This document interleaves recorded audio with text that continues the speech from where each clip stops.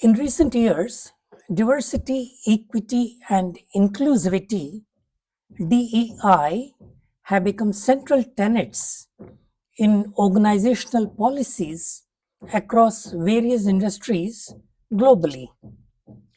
Advocates argue that the DEI initiatives foster a more representative and harmonious workplace, driving innovation and reflecting societal values.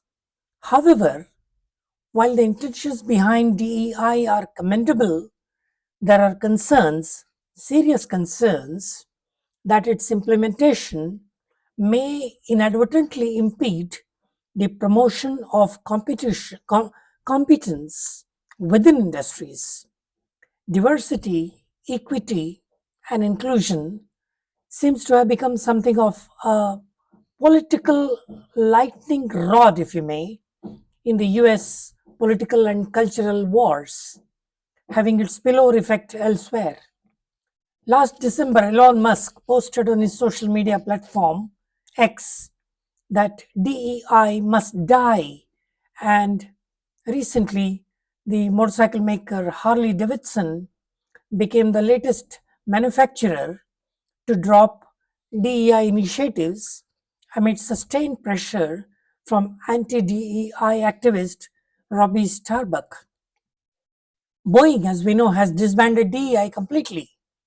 This podcast tries to explain and explore the potential drawbacks of DEI initiatives in fostering competence and proposes solutions to mitigate these challenges while preserving the benefits of a diverse and inclusive workforce.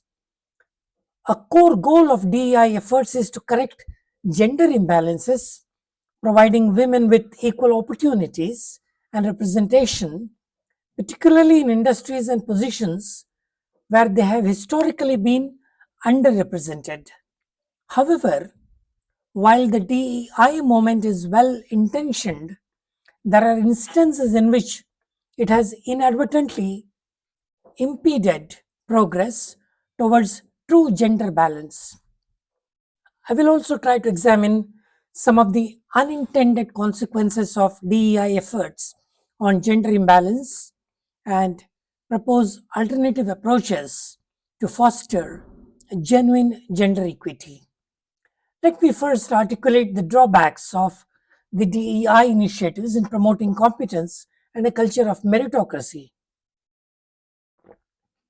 Firstly, I would like to emphasize that tokenism and meritocracy often gets undermined by mindless DEI implementation. One significant concern is the risk of tokenism, where individuals from underrepresented groups are hired or promoted primarily to meet diversity quotas rather than based on merit. This practice can undermine the principles of meritocracy, leading to perceptions of favoritism and diminishing the perceived competence of those individuals. Consequently, it may erode trust among employees and reduce overall the morale, as team members may question the qualifications of their colleagues. Secondly, the homogenization of perspectives approach has its own pitfalls.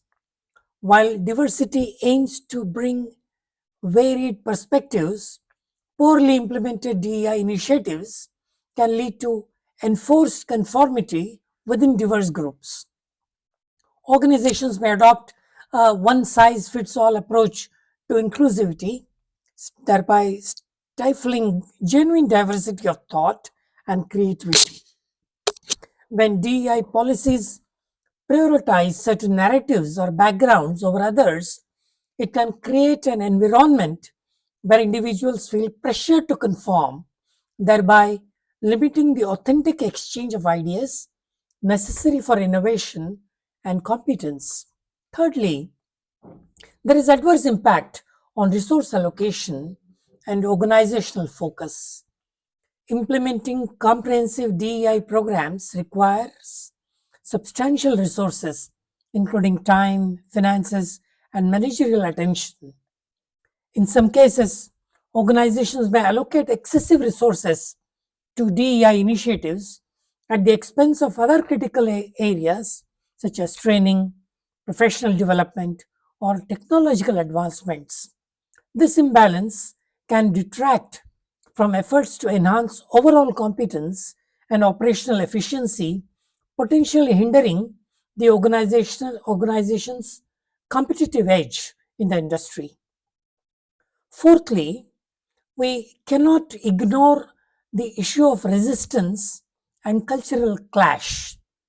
The introduction of DEI policies can sometimes encounter resistance from employees who perceive these initiatives as disruptive or as threats to established organizational culture.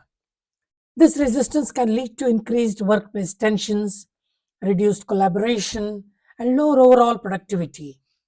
When DEI efforts clash with existing cultural norms without adequate change management interventions, the intended benefits may be overshadowed by avoidable interpersonal conflicts and decreased competence. Fifthly, there is unjust and improper focus on diversity matrices at the expense of gender balance. Let me explain. One unintended drawback of DEI initiatives is the overemphasis, and I emphasize the word overemphasis, on achieving broad diversity metrics rather than addressing specific gender disparities. Many organizations adopt diversity goals that encompass various identities, including race, ethnicity, gender, and other factors, without prioritizing gender balance as the core central objective. As a result, the push to meet generalized diversity quotas can sometimes lead to tokenism rather than substantial changes that empower women in the real sense in the workplace. In these cases, gender balance becomes a secondary priority, and resources that could be focused on rectifying gender imbalances are spread thinly across multiple diversity categories, impeding the progress for women specifically. Sixthly, there is risk of tokenism and perceptions of favoritism. In some workplaces, DEI initiatives have inadvertently fostered tokenism, where women are hired or promoted primarily to fulfill gender quotas rather than for their skills and qualifications.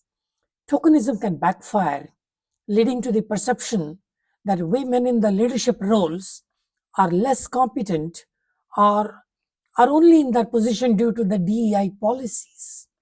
This perception can erode the respect and credibility of women in the workplace, impeding their ability to lead effectively and undermine true gender equity.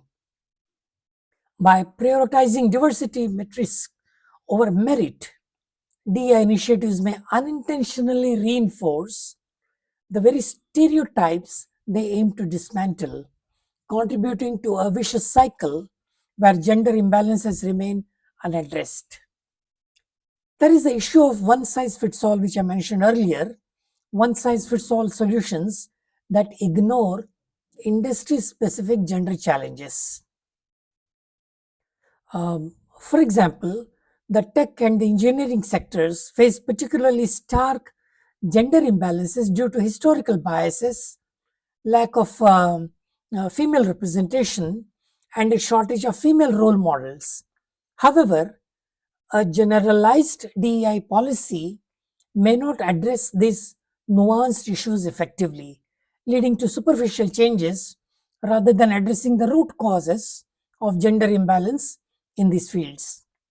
By failing to customize or tailor strategies to industry specific needs, DEI initiatives can fall short of meaningfully advancing gender balance, especially in sectors where systemic barriers are deeply entrenched. There is potential for backlash and unintended cultural divides, as we are witnessing right now in US post presidential elections. DEI initiatives focused on gender parity can sometimes create unintended cultural divides within the workplace. For example, when hiring and promotion practices are perceived to prioritize gender over competence, it can lead to resentment among colleagues who feel overlooked regardless of their gender. This perception may result in male colleagues feeling marginalized or perceiving themselves as less valued, fostering a counterproductive work environment. Such backlash can create divisions that further isolate women, reinforce gender based tensions rather than reducing them. In extreme cases, DEI initiatives may inadvertently deepen the gender divide by creating an environment where neither gender feels valued or supported. A final unintended consequence of DEI initiatives is the potential to overlook intersectionality, which considers how various aspects of identity, such as race, socioeconomic status, and age, interact with gender. When DEI policies treat gender as a single isolated factor, they may fail to support the most marginalized groups of women. For example, women of color, older women, or women from low income backgrounds often face compounded discrimination that general DEI efforts fail to address. As a result, while some women may benefit from DEI initiatives, those with intersecting identities may still face significant obstacles, perpetuating gender disparities rather than eliminating them. So, what are the proposed solutions to mitigate drawbacks? Firstly, there is need to emphasize merit based. I emphasize merit based DEI implementation. To avoid tokenism, DEI initiatives should be designed to complement merit based hiring and promotion practices rather than replace them. Organizations should ensure that diversity goals are met without compromising the qualifications and competence required for roles. This can be achieved by integrating DEI objectives into existing performance and recruitment frameworks, ensuring that diversity enhances rather than detracts from meritocratic principles. Secondly, DEI must foster genuine inclusivity and diverse thought. Instead of imposing uniform standards, organizations should cultivate an environment that genuinely values and encourages diverse perspectives. This involves creating platforms for open dialogue, recognizing and appreciating different viewpoints, and allowing individuals to express their unique ideas without fear of marginalization. By fostering genuine inclusivity, organizations can enhance creativity and problem solving capabilities, thereby promoting competence. Thirdly, there is need for balanced resource allocation. DEI initiatives should be balanced with investments in other critical areas to organizational competence. Companies, in my view, should conduct comprehensive assessments to ensure that DEI programs complement rather than compete with other strategic priorities. By integrating DEI into the broader organizational strategy, companies can ensure that resources are allocated efficiently, supporting overall competence and sustainable growth. Then there is need for effective change management and communication. To address resistance and cultural clashes, organizations must implement effective change management strategies. This includes clear communication about the goals and benefits of DEI initiatives, involving employees in the development and implementation processes, and providing training to foster understanding and acceptance. By engaging employees and addressing their concerns, organizations can facilitate smoother transactions, smoother transitions, and enhance the overall effectiveness of DEI efforts. The policy must set specific gender balance goals alongside DEI targets. Rather than general diversity quotas, organizations should set distinct goals for gender balance in areas where disparities are more severe, particularly in leadership and higher impact roles. These goals should complement broader DEI objectives, allowing resources to be focused on gender equity while still promoting inclusivity across other dimensions. Then there is need to emphasize merit-based hiring with gender considerations. As I mentioned, to avoid tokenism, hiring and promotion processes should remain rooted in merit and competence without any compromise, with gender considerations integrated as a secondary factor, not primary factor. By promoting women who are higher qualified and well suited for roles, organizations can build a more respected and competent workforce, helping to dissolve the perception that DEI policies compromise standards. DEI policy should be tailored to address the specific gender challenges in different industries. For instance,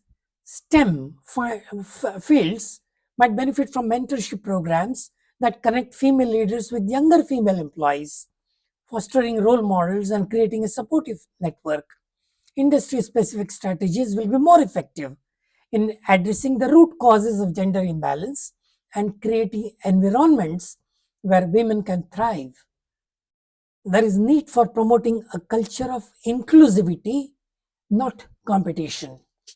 Organizations should communicate the goals and benefits of gender balance to all employees, emphasizing that these efforts enhance rather than hinder organizational success.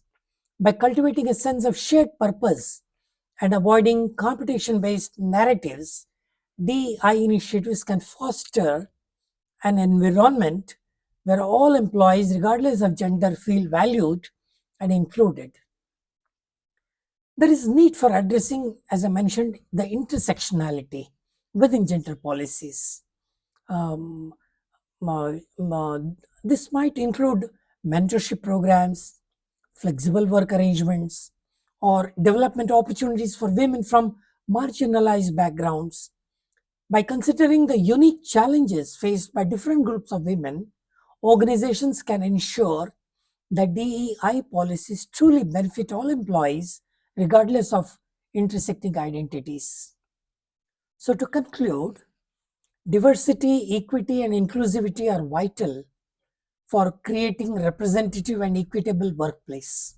However, the implementation of DEI initiatives must be carefully managed to avoid potential drawbacks that may impede the promotion of competence within industries. By emphasizing merit based practices, fostering genuine inclusivity, balancing resource allocation, and implementing effective change management, organizations can mitigate the negative impacts while harnessing the benefits of a diverse and inclusive workforce. Ultimately, a thoughtful and balanced approach to DEI can enhance both organizational competence and societal progress, ensuring that diversity initiatives contribute positively to the industry's success. By focusing on diversity metrics without prioritizing genuine gender equity, DEI initiatives can lead to tokenism, backlash, and superficial solutions. Thank you.